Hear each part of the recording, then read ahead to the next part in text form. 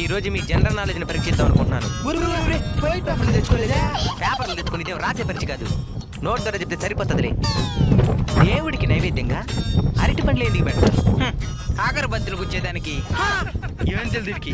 Apple కంటే తక్కువ rate వస్తుంది కాబట్టి. తప్పు మీది కాదురా.